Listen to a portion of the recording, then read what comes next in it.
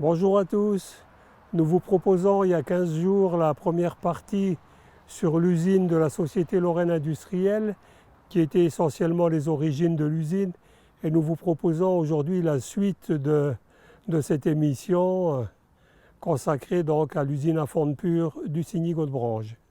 La mine du Signy est particulièrement meurtrière, de très nombreux accidents y sont relevés. Les frères Bonnef, dans leur ouvrage paru en 1908 sur la vie tragique des travailleurs, évoquent cette période à la mine du Signy. L'accident qui survint le 3 novembre 1899 revêt un caractère de grandiose horreur. À 6 heures du soir, le mineur Victor Jacques et son aide descendent dans la mine. Après quelque temps, ils ont extrait 4 boguets de minerai. Le manœuvre charge activement le 5e. Victor Jacques, penché sur le parement, étudie l'emplacement d'un nouveau coup de mine quand tout à coup, le plaquage se détache sur 8 mètres, ensevelissant les 2 ouvriers. Un double cri, puis le silence. L'obscurité.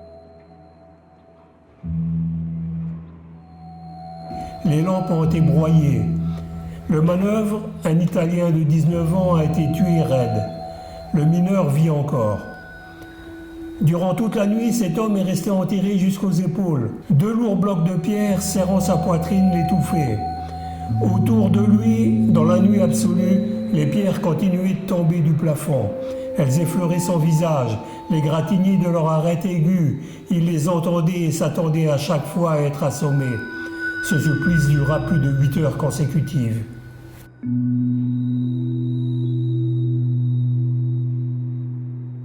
En septembre 1904, l'ouvrier Mangeniel venait de forer le trou de mine à la perforatrice. Comme il détachait l'appareil du parement, le plaquage s'effondra et le tua. Son fils, qui lui servait d'aide, était allé conduire les wagonnets pleins sur la voie principale.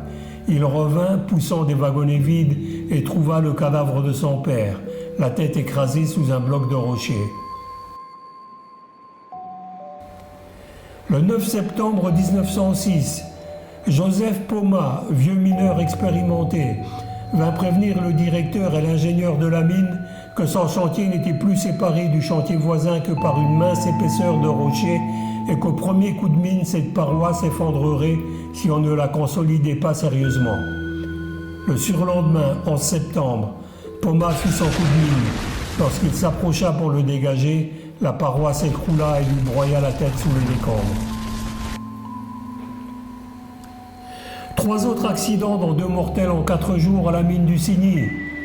Le 19 février 1908, un mineur a la main coupée en dégageant un coup de mine. Le 20, le mineur Antonini a les 2 jambes écrasées en dégageant le bloc. Il meurt à l'hôpital. Le 22, le poseur Ravezzi, 22 ans, qui travaillait à réparer la voie ferrée, a la tête broyée sous un bloc de 1000 kilos.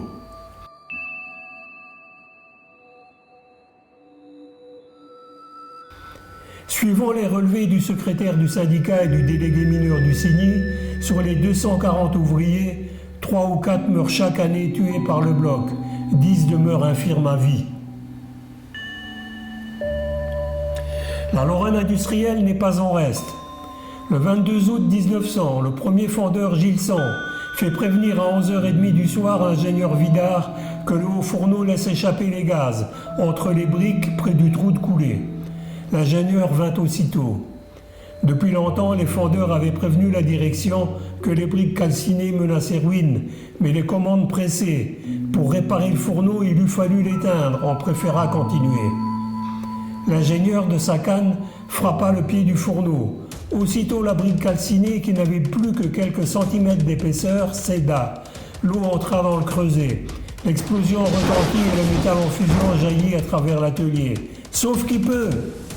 L'ingénieur s'enfuit, mais la fente en fusion l'atteint aux jambes. Il tombe. Le fondeur s'arrête, hurlant les yeux brûlés. On les sauve au prix de 1000 efforts. L'ingénieur demeura infirme.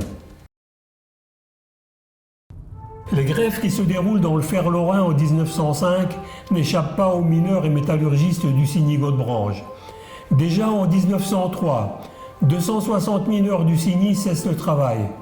Le 26 avril 1905, Les mineurs de la mine du syndicat de Tiercelé à Thil se mettent en grève après le refus de la direction de prendre en compte leurs revendications.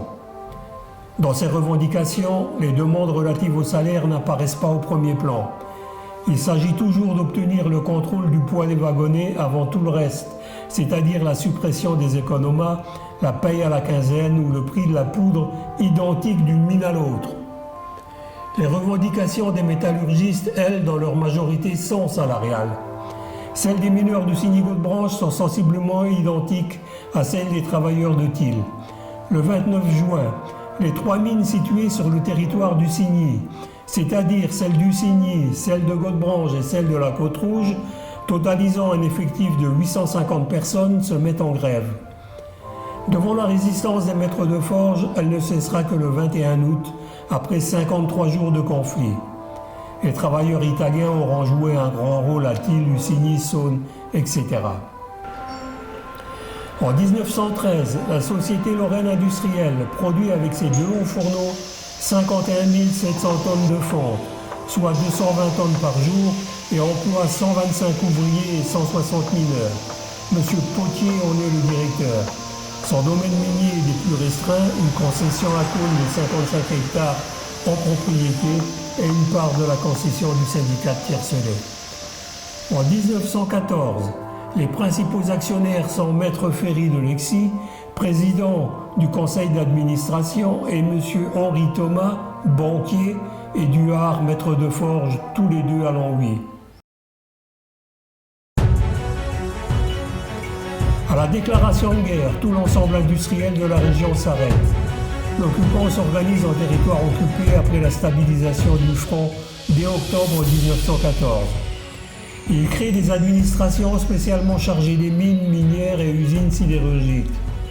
Sa première tâche est de récupérer les stocks de minerais et autres matières qui se trouvent sur les carreaux. Les envois de minerais en Allemagne se font à partir des centres de Lusigny et d'Aumécourt. Dès avril 1915, le centre de Lusigny gère les minerais de la Côte-Rouge et de la Lorraine industrielle, les mines de Lusigny et celles de Gaudebranche. Il crée également une direction d'exploitation à Lusigny. La minière Böcking continue l'exploitation à Lusigny-Gaudebranche avec son personnel dirigeant et ouvrier d'avant-guerre. Pour le personnel des autres mines et minières, les Allemands ont beaucoup de mal à recruter des ouvriers qualifiés. Outre les ouvriers qu'ils ont rôle de force sur place, ils essayent au début d'attirer les ouvriers italiens qui travaillaient avant la guerre et qui étaient repartis en Italie. Ils se heurtent au refus des autorités italiennes. Dans ces conditions, elles doivent dès le début se rabattre sur les prisonniers de guerre, et en particulier sur les Russes. Dans un camp est installé dans l'usine même. Ils amènent aussi parfois des prisonniers français, belges ou anglais, mais sans grand succès. L'exploitation par les Allemands des mines et minières de Lusigny et de Gaudebranche donne lieu, en juin 1916, à une grève des mineurs français qui ne veulent plus travailler pour l'occupant. Quelques ouvriers sont arrêtés, emmenés à Longwy et relâchés une dizaine de jours plus tard. Dans son ensemble, les travaux conduits par les Allemands sont très mal menés. Les chantiers ont un élargissement anormal de 10 mètres au lieu de 6,50 mètres. À la Côte-Rouge, l'exploitation à ciel ouvert conduit à un véritable sabotage des gradins. Au final, seule la maison de direction et une cité ouvrière sont détruites pendant la guerre, mais les dommages causés à la Lorraine industrielle n'en sont pas moins importants. Les stocks de matières premières et de marchandises ont disparu, ainsi que tous les approvisionnements et pièces de machines en cuivre, comme les tuyères de hauts fourneaux par exemple, en bronze, en zinc, en fonte, etc. Les Allemands n'ont pas hésité en effet à démonter les machines et le matériel roulant pour enlever ces métaux. Quant aux minerais, il en a été extrait près de 300 000 tonnes dans les ciels ouverts appartenant à la société. Les découvertes correspondants n'étant pas faits, les frontailles sont mises à pic au lieu de présenter les gradins nécessaires à l'exploitation. Enfin, par suite de l'installation de la ligne Lusigny-Rédange dans le lit du ruisseau de la Côte-Rouge, les eaux se perdent dans les remblais et viennent inonder les minières, pendant que l'alimentation en eau de l'usine est compromise. Les travaux de déblaiement et de réparation, commencés dès l'armistice, sont presque terminés quand est remis à feu un premier haut fourneau le 2 mars 1920. En 1923, l'usine de Hussigny-Godebranche est rachetée par la Société des hauts fourneaux de Saône. Elle devient alors une unité d'appoint dans la production théorique de fonte, 90 000 tonnes par an, avec un effectif de 150 ouvriers environ et complémentaire de celle de l'usine mère de Saône, distance de 5 à 6 km. Les hauts fourneaux sont alimentés par les minerais de Godebranche et de Sancy. La fonte obtenue est coulée sous halle dans des moules en sable puis livrée aux casseurs de fonte avant d'être stockée sur parc ou acheminée directement à Saône par voie ferrée. Le laitier liquide est déversé sur le territoire proche de la commune de Differdange et le crassier, ainsi constitué hors frontières, est exploité par une entreprise luxembourgeoise. Les deux usines étaient reliées par une conduite de gaz mi-aérienne, mi-souterraine. Désormais, l'histoire de la Société industrielle lorraine se confond avec celle des hauts fourneaux de Saône. En septembre 1938, après la brève reprise des années 1937 et 1938, l'usine est fermée temporairement.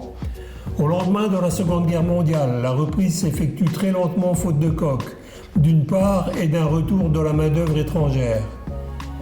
Dans chaque mine et usine, on assure la formation du personnel au travers des centres d'apprentissage. À la Lorraine industrielle, une innovation est introduite à partir de 1956. Les coulées se font en poche, munis d'un couvercle et transportés à Saône sur des wagons SNCF spécialement aménagés. À la même époque, le personnel se stabilise à 120 personnes et lorsque le dernier haut fourneau en service est mis hors feu, alors que le second est en réserve, la main-d'œuvre est dirigée sur l'usine de Saône qui l'absorbe temporairement. En 1960, la région de l'Est, qui fournit près des 3/4 de l'ensemble de la production française des fontes d'affinage et de moulage, sont de type phosphoreux et correspondent naturellement aux approvisionnements locaux des minerais de fer lorrains. Malheureusement, les demandes de la clientèle qui se tournent de plus en plus vers la fonte non phosphoreuse engendrent une crise qui conduit inexorablement à la fermeture du haut fourneau numéro 1 l'année suivante. Comme un dernier signe de survie, Hussigny-Godebranche s'impose une réfection complète du haut fourneau numéro 2. Ce haut fourneau n'ayant fonctionné que quelques mois, s'arrête définitivement et est abandonné aux démolisseurs en juillet 1964. À ce moment-là, le stock de fonte phosphoreuse est d'environ 100 000 tonnes.